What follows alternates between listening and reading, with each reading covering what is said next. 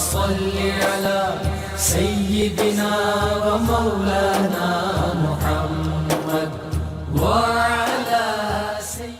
بسم اللہ الرحمن الرحیم۔ السلام علیکم ناظرین و سامعین کرام۔ پروگرام یاد الہی میں روزانہ عظیم ہستیوں کے تذکارے پاک کیے جاتے ہیں اور اس کے ساتھ ساتھ کچھ ایسے موضوعات پر گفتگو ہوتی ہے جن سے آپ کو رہنمائی حاصل ہوتی ہے۔ آج اولیاء کاملین صالحین میں سے سرزمین مدینۃ الاولیاء یعنی ملتان کی ایک عظیم ہستی حضرت خواجہ حافظ محمد جمال اللہ چشتی رحمۃ اللہ تعالی علیہ، آپ کے تذکارے خیر ہوں گے۔ اس سے پہلے کتاب و شفا سے آج کا وظیفہ جسم کے ہر درد کی مسنون دعائیں۔ جسم میں کہیں بھی درد ہو تو اس حوالے سے یہ چند ایک دعائیں ہیں جو قرآن و سنت سے ماخوذ ہیں، یہ آپ سماعت فرما لیجیے۔ اکثر ہمارے ویورز اور لسنرز بھی اس حوالے سے پوچھتے رہتے ہیں۔ تو جسم کے ہر درد کی مسنون دعاؤں میں سے پہلی دعا یہ ہے کہ جسم کے جس حصے میں بھی درد ہو اس درد کے مقام پر ہاتھ رکھ کر اس دعا کو پڑھتے رہیں، انشاءاللہ افاقہ ہوگا۔ دعا سماعت فرما لیں۔ بسم اللہ تربت ارضنا، بسم اللہ تربت ارضنا برقیقۃ بعضنا، برقیقۃ بعضنا یشفی سقیمنا بإذن ربنا، یشفی سقیمنا بإذن ربنا۔ اسی طرح دوسری مسنون دعا اور جسمانی دردوں کے حوالے سے وظیفہ روحانی علاج یہ ہے، سورۃ الاسراء جس کو سورہ بنی اسرائیل بھی کہتے ہیں، 15ویں پارے کے شروع سے جس کا آغاز ہو رہا ہے سبحان الذی اسریٰ بعبدہ۔ تو سورۃ الاسراء کی آیت 105 کے ابتدائی حصے کو درد کے مقام پر ہاتھ رکھ کر 21 مرتبہ پڑھ کر دم کریں، انشاءاللہ درد ختم ہو جائے گا۔ آیت مبارکہ 105 کا وہ حصہ کون سا پڑھنا ہے وہ سماعت فرما لیں۔ وَبِالْحَقِّ أَنزَلْنَاهُ وَبِالْحَقِّ نَزَلَ، وَبِالْحَقِّ أَنزَلْنَاهُ وَبِالْحَقِّ نَزَلَ۔ اسی طرح سیدنا عثمان بن ابی العاص رضی اللہ عنہ فرماتے ہیں کہ ان کے جسم میں اسلام لانے کے وقت سے درد رہتا تھا۔ انہوں نے نبی کریم صلی اللہ علیہ وآلہ وسلم سے عرض کیا تو آقا کریم صلی اللہ علیہ وآلہ وسلم نے فرمایا جسم کے جس حصے میں درد ہے اس پر ہاتھ رکھو اور 3 مرتبہ بسم اللہ کہو اور پھر 7 مرتبہ کہو اعوذ باللہ وقدرتہ،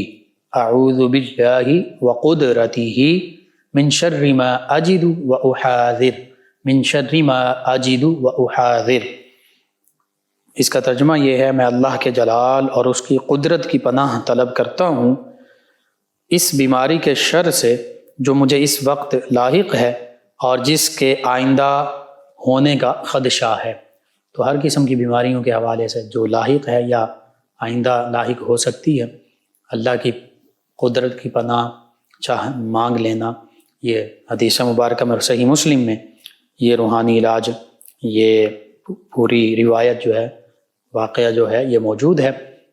تو یہ چند ایک روحانی علاج ہیں، وظائف ہیں، مسنون دعائیں ہیں جسم کے ہر قسم کے درد کے لیے۔ جسم کے جس حصے میں بھی درد ہو ضرور یہ پڑھیں، اللہ رب العزت پر کامل یقین رکھتے ہوئے۔ اللہ سبحانہ وتعالی ہی شفا عطا فرمانے والا ہے۔ آپ اپنے معمول کا حصہ بنائیے، اپنے اعزاء اقربا، رشتہ دار، دوست احباب،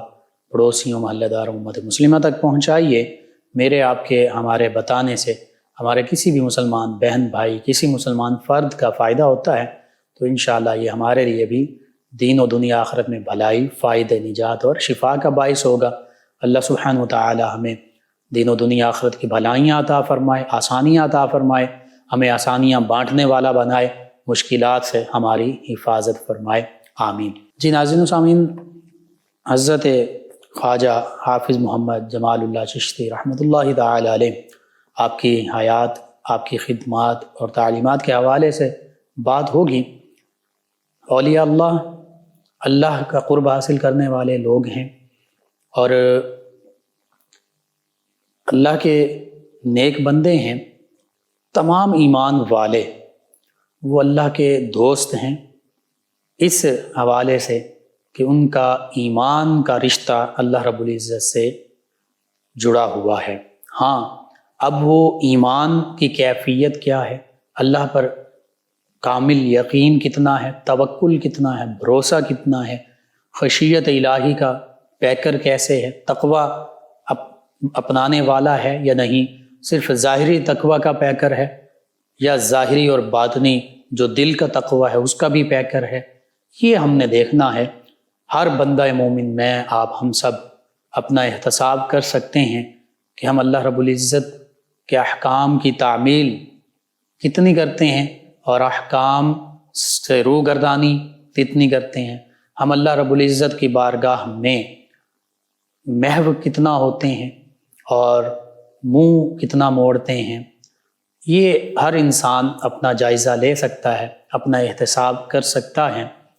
اولیاء اللہ جو ہیں، چونکہ اللہ رب العزت کا خاص ان پر یہ فضل، کرم اور احسان ہوتا ہے، ان کی محبت کے صلے میں یہ اللہ کی عبادت بھی کرتے ہیں، اخلاق اور کردار کے حوالے سے بھی بہترین ہوتے ہیں، تقوی کا بھی پیکر ہوتے ہیں، علم کے بھی حامل ہوتے ہیں، ایمان کامل کے بھی حامل ہوتے ہیں۔ اللہ رب العزت کی طرف سے ان تمام امتیازات اور اوصاف کے یہ مالک ہوتے ہیں، اور ان کے تمام اعمال، ان کے پیچھے جو وجہ ہوتی ہے وہ صرف ایک ہوتی ہے، وہ اللہ کی محبت، اللہ کی رضا، اللہ کی خوشنودی۔ بعض اوقات ہم مختلف عبادات کر رہے ہوتے ہیں یا ذکر الہی کر رہے ہوتے ہیں، اوراد و وظائف کر رہے ہوتے ہیں، تو وہ بعض اوقات لوگوں کو دکھانے کے لیے، بعض اوقات صرف اپنے کسی ذاتی مقصد کے لیے، بعض اوقات کوئی مشکل پیش آ جائے تو پھر ہم اللہ رب العزت کی طرف متوجہ ہو جاتے ہیں، عام حالات میں ہم سستی اور کاہلی کا شکار ہو جاتے ہیں۔ لیکن اولیاء اللہ یہ وہ عظیم ہستیاں ہیں کہ یہ کسی دنیاوی مقصد کے لیے، کسی ذاتی منفعت کے لیے یہ عبادات نہیں کرتے، یہ اللہ کو یاد نہیں کرتے، بلکہ ان کی زندگی کا ہر لمحہ صرف اللہ کی رضا کی خاطر ہوتا ہے، اللہ کی محبت کی خاطر ہوتا ہے۔ اور اگر تو ہم اپنے مقصد کے لیے عبادات کر رہے ہیں تو اس کا مطلب ہم تو تجارت کر رہے ہیں، اور اگر ہم دکھانے کے لیے عبادات کر رہے ہیں، لوگوں کو دکھانے کے لیے، تو اس کا مطلب ہم ریاکاری کر رہے ہیں، جس کو حدیث مبارکہ میں شرک فرمایا گیا، شرک خفی۔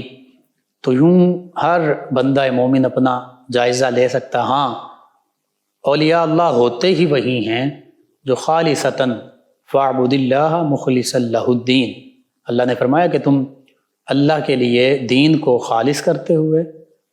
اللہ کی عبادت اخلاص کے ساتھ کرو۔ تو بس یہ اخلاص اگر حاصل ہو جائے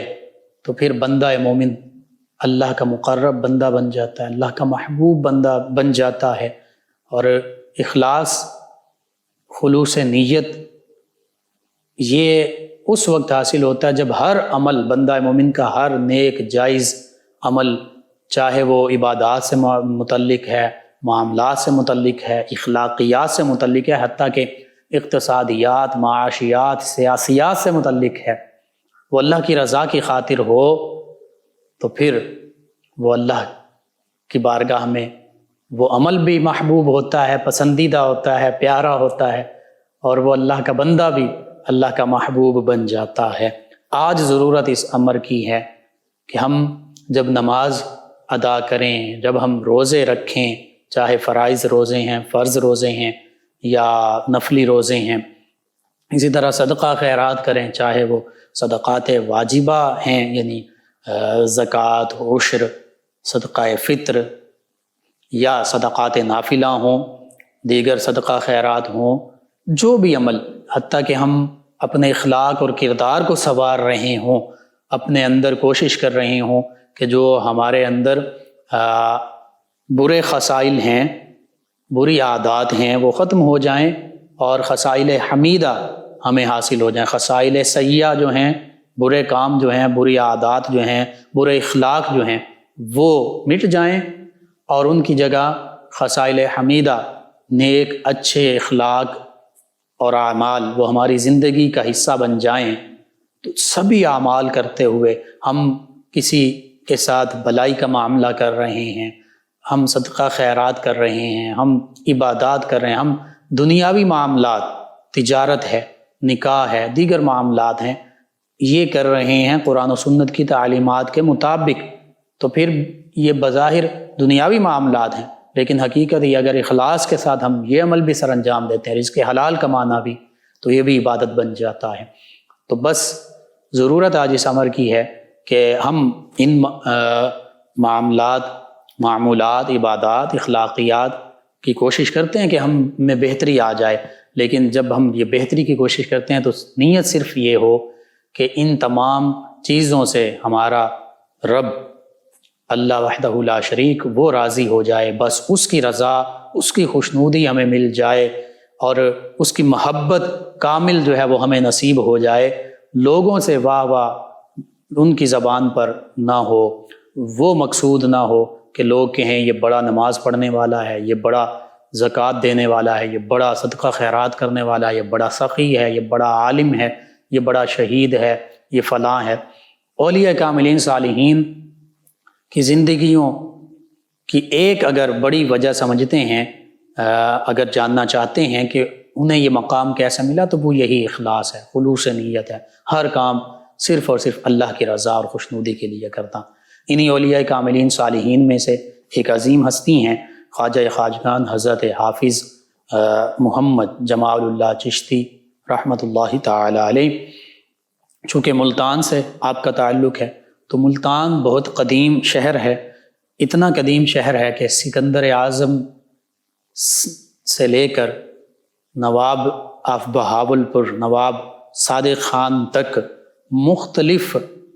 مذاہب، مختلف علاقوں کے لوگ یہاں پر حکمران رہے،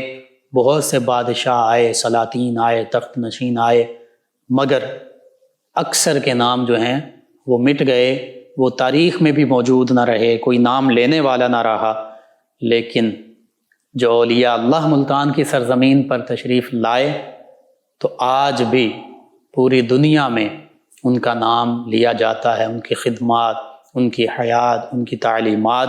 کو خراج عقیدت پیش کیا جاتا ہے۔ اور ملتان کی تو یہ خصوصیت ہے کہ ملتان کو یہاں برصغیر پاک و ہند میں اور پاکستان میں مدینۃ الاولیاء کہا جاتا ہے، یعنی اولیاء کاملین صالحین کا شہر۔ مدینہ کا معنی ہوتا ہے شہر، تہذیب و تمدن، یہ تمدن سے مدینہ جہاں لوگ اکٹھے رہتے ہوں اس کو شہر کہتے ہیں، تمدن بھی اسی کو کہتے ہیں، لوگوں کا آپس میں میل جول، معاشرت اور معاشرتی رسوم و رواج۔ بہرحال مدینۃ الاولیاء، اس وجہ سے یہ اس کا نام پڑا ملتان کا کہ یہاں کثیر اولیاء کاملین صالحین نے قدم رنجہ فرمائے، سلسلہ نقشبندیہ کے اولیاء کاملین صالحین،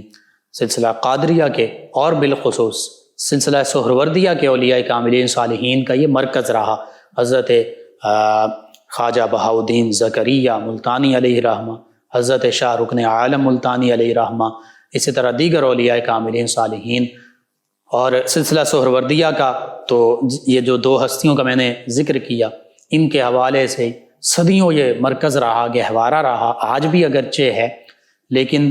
سلسلہ چشتیہ کے اولیاء کاملین صالحین میں سے حضرت حافظ خواجہ جمال اللہ ملتانی علیہ رحمہ وہ پہلی شخصیت ہیں کہ جن کا ملتان میں آنا ہوا تو ملتان میں سلسلہ چشتیہ اس کو بھی فروغ حاصل ہوا۔ حضرت خواجہ حافظ جمال اللہ ملتانی علیہ رحمہ جو ہیں، یہ اپنے نوجوانی میں ہی ابتدائی علوم حاصل کیے، قرآن و سنت کے علوم حاصل کیے، فقہ کے علوم حاصل کیے، جو مروجہ دینی علوم تھے، ظاہر علوم تھے۔ اس کے بعد یہ اکثر حضرت شاہ رکن عالم ملتانی علیہ رحمہ، ان کے حضرت غوث بہاؤدین زکریا ملتانی علیہ رحمہ اور حضرت شاہ رکن عالم ملتانی علیہ رحمہ، ان کی بارگاہ میں حاضر رہا کرتے۔ حضرت غوث بہاؤدین زکریا ملتانی علیہ رحمہ انہی کے درگاہ میں اعتکاف بھی کیا کرتے، اور پھر معتکف تھے تو کشف ہوا، خواب کا بھی واقعہ بیان کیا جاتا ہے۔ خواب میں حضرت خواجہ بہاؤالدین زکریا ملتانی علیہ رحمہ کی زیارت ہوئی، اور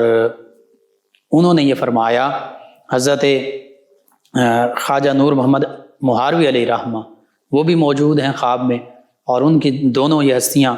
ہیں۔ تو حضرت خواجہ بہاؤالدین زکریا ملتانی علیہ رحمہ نے حضرت خواجہ نور محمد مہاروی علیہ رحمہ کی طرف اشارہ کر کے فرمایا کہ حافظ صاحب یہ آپ کے پیر و مرشد ہیں، یہ ان سے آپ بیعت ہو جائیے۔ یعنی حضرت خواجہ بہاؤالدین زکریا ملتانی علیہ رحمہ ہی کے روحانی اشارے کو پا کر آپ حضرت خواجہ نور محمد مہاروی علیہ رحمہ کی بارگاہ میں حاضر ہوئے چشتیہ شریف، اور پھر ان سے بیعت ہوئے، اور بیعت ہونے کے بعد کچھ عرصہ ان کی بارگاہ میں گزارا۔ وہاں سے جو سلسلہ چشتیہ کے فیوز و برکات ہیں، باطنی علوم ہیں، تزکیہ باطن ہے، یہ حاصل کیا، خرقہ خلافت حاصل کیا، اور مرشد گرامی ہی کے حکم پر ملتان آپ تشریف لائے۔ جب آپ بیعت کے لیے اپنے مرشد گرامی کے پاس حاضر ہوئے تو اس موقع پر آپ کے مرشد گرامی نے آپ سے پوچھا آپ کے بارے میں تعارف، تو آپ نے بس اتنا بتایا کہ میں حافظ ہوں۔ اپنے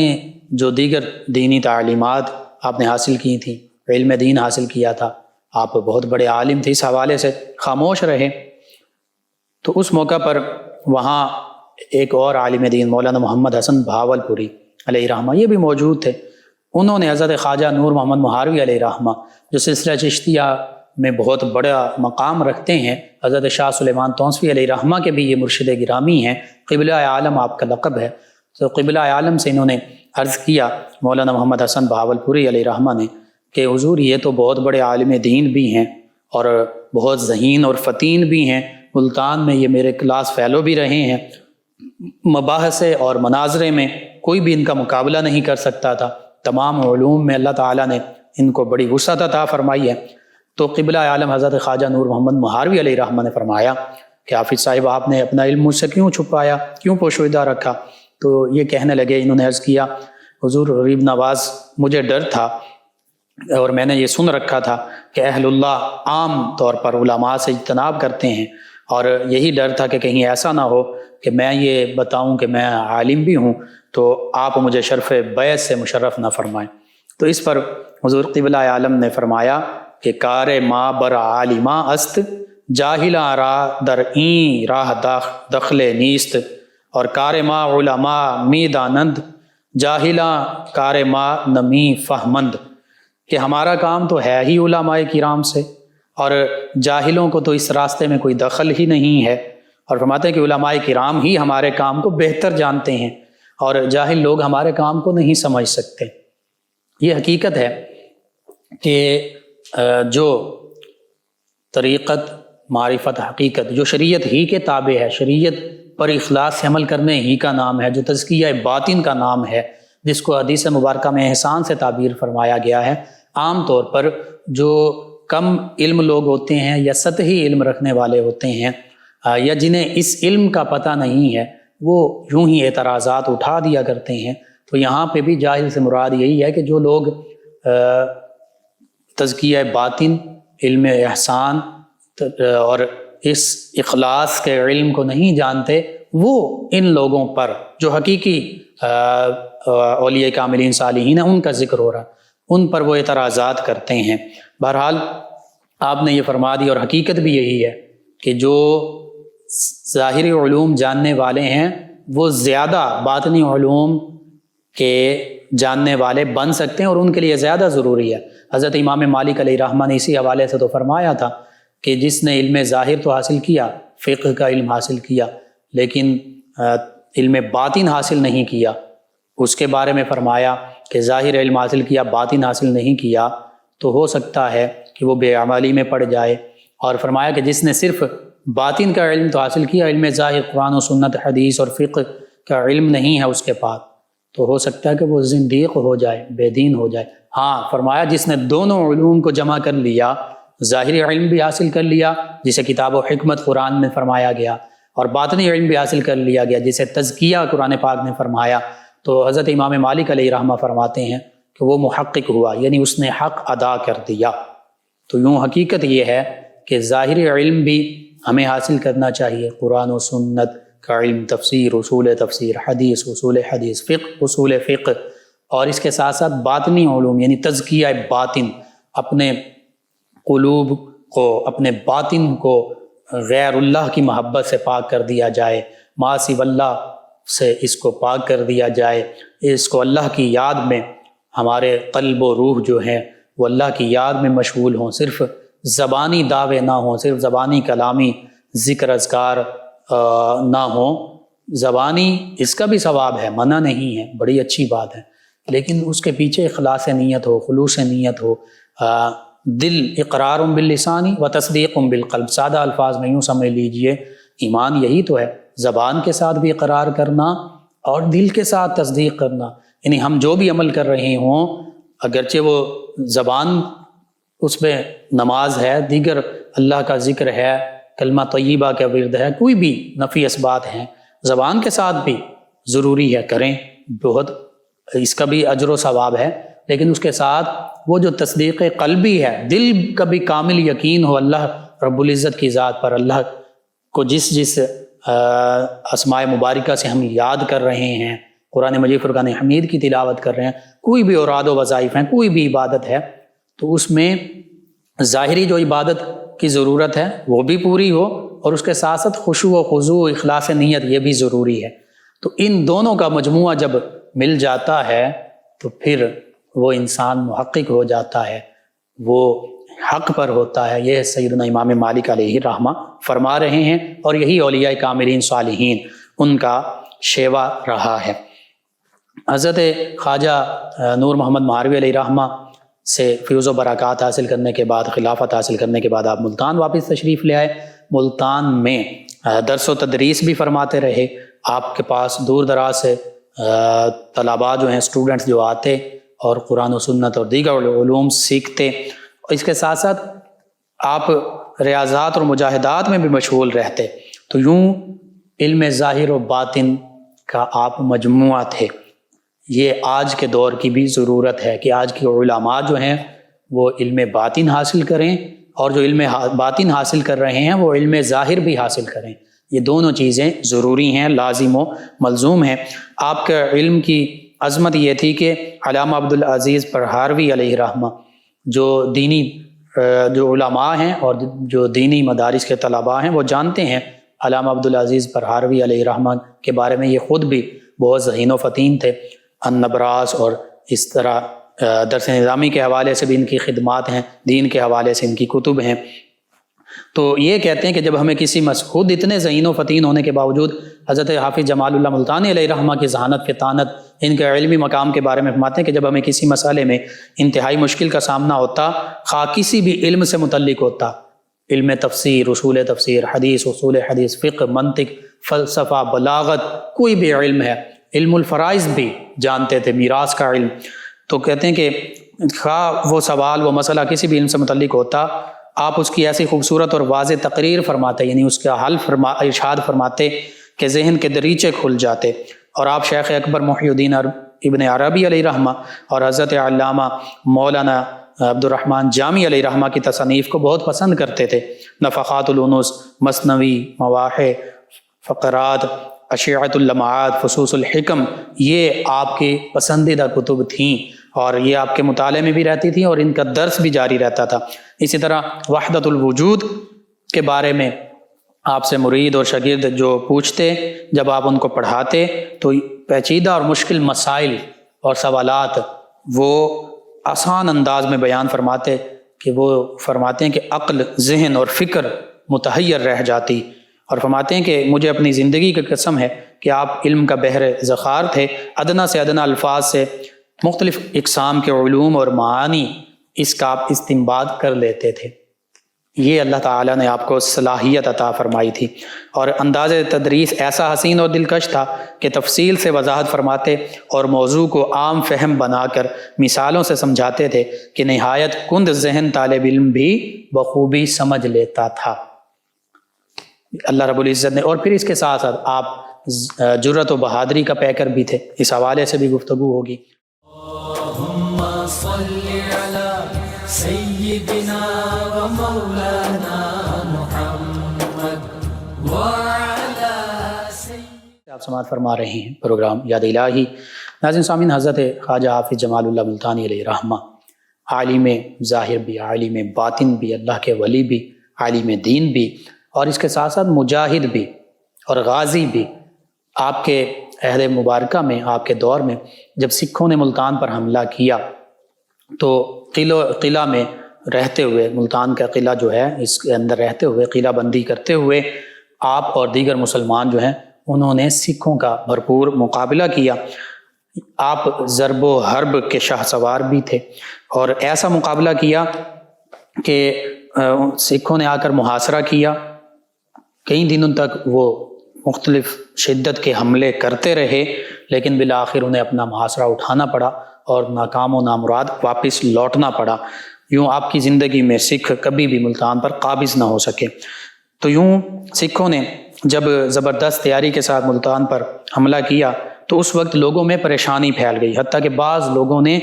گھبرا کر ہجرت کر جانے کا اعلان کیا۔ آپ کو معلوم ہوا تو آپ نے فرمایا کہ جہاد فرض ہو چکا ہے، پس ہم جہاد کے لیے نکلتے ہیں اور آخری دم تک کفار ملعون سے لڑیں گے۔ ہمارے لیے دونوں عاقبتیں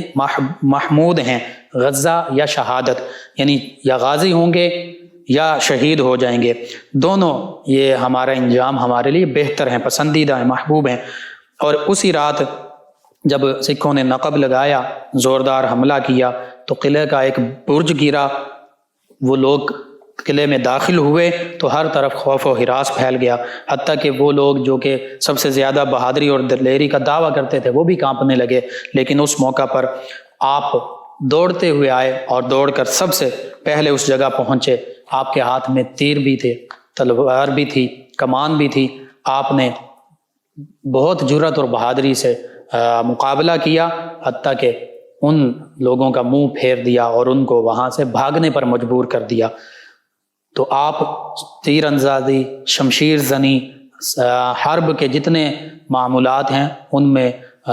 بہت زیادہ اللہ رب العزت نے آپ کو مہارت عطا فرمائی تھی، اور جو لوگ آپ سے اس چیز کو سیکھنا چاہتے تھے آپ ان کو تیر اندازی اور شمشیر زنی سکھایا بھی کرتے تھے، یعنی مرد مجاہد بھی تھے۔ اور یہ آقا کریم صلی اللہ علیہ وآلہ وسلم اور صحابہ کرام، اہل بیت کرام، ان کا شیوا رہا ہے، سنت ہے جہاد کرنا۔ اسی طرح حضرت حافظ جمال اللہ ملتانی علیہ رحمہ، آپ کے یہ اوصاف آج بھی ضرورت اس امر کی ہے، ہر مسلمان میں بھی موجود ہوں، ہر عالم دین میں بھی موجود ہوں، ہر اللہ کے نیک بندے میں، مقرب بندے میں بھی موجود ہوں۔ علمی عظمت تھی اللہ تعالیٰ نے آپ کو عطا فرمائی، تدریسی شان عطا فرمائی، جہادی کارنامے آپ کے ہمارے سامنے ہیں، مذہبی، ملی، دینی اور اسلامی خدمات آپ نے سر انجام دیں، اتباع رسول کا پیکر تھے، خوف خدا، تقوی اور پرہیزگاری، خشیت الہی کا پیکر تھے، جود و سخا کا پیکر تھے، خدمت خلق، لوگوں کے ساتھ محبت اور بھلائی کا معاملہ کیا کرتے تھے، انسانی قدروں کی حفاظت کیا کرتے تھے۔ اسی طرح مشائخ کا ادب، تبلیغ دین، اشاعت اسلام، نفس کشی، مجاہدات اور ریاضات کی کثرت یہ آپ کی زندگی کا حصہ تھا۔ مریدین اور تلامذہ سے محبت اور شفقت سے پیش آتے تھے، غریبوں سے پیار فرماتے، یتیموں اور ناداروں کی سرپرستی فرمایا کرتے تھے۔ یہ بے شمار صلاحیتیں اللہ رب العزت نے آپ کو عطا فرمائی تھیں۔ آپ کا وصال 5 جمادی الاولیٰ 1226 ہجری بمطابق 29 مئی 1811 عیسوی، تقریباً آج سے 200 سال پہلے 66 برس کی عمر میں ملتان میں ہوا، اور ملتان میں ہی آپ کا مزار مبارکہ مرجع خلائق ہے۔ 3، 4 اور 5 جمادی الاولیٰ کو آپ کا عرس مبارکہ بڑے تجھ کو احتشام سے منعقد کیا جاتا ہے۔ اللہ رب العزت سے دعا اللہ تعالی ہمیں آپ اور آپ جیسے عظیم ہستیوں کی پیروی کی توفیق عطا فرمائے، آمین۔ جی ناظرین سامعین، ہمیں جوائن کیے اس دوران حافظہ فاطمہ صاحبہ نے، کہتی ہیں السلام علیکم بھائی، ہاؤ آر یو؟ جی وعلیکم السلام، الحمدللہ۔ کہتی ہیں کہ 2 ماہ بعد میں نے پروگرام سنا، کافی بیمار رہی تھی، اب ٹھیک ہوں۔ آپ کا پروگرام بہت ہی اچھا ہوتا ہے، اللہ پاک آپ کو ہمیشہ خوش رکھے، آمین۔ جی اللہ تعالیٰ آپ کو بھی صحت عطا فرمائے، تمام مسلمانوں کو، امت مسلمہ کو دین و دنیا آخرت کی بھلائیاں عطا فرمائے۔ ایک اور ہمارے لسنر ہیں، کہتے ہیں میرا نام ندیم ہے اور میں آپ کے اس پروگرام کو پسند کرتا ہوں۔ جی آپ کا شکریہ، 208 چک ڈوگرا والا سے ہیں، ہمارے ساتھ ہیں محمد علی عباس صاحب، افتخار ڈوگر صاحب، غلام رسول صاحب، محمد احمد صاحب، غلام حسین صاحب، کہتے ہیں السلام علیکم۔ جی وعلیکم السلام۔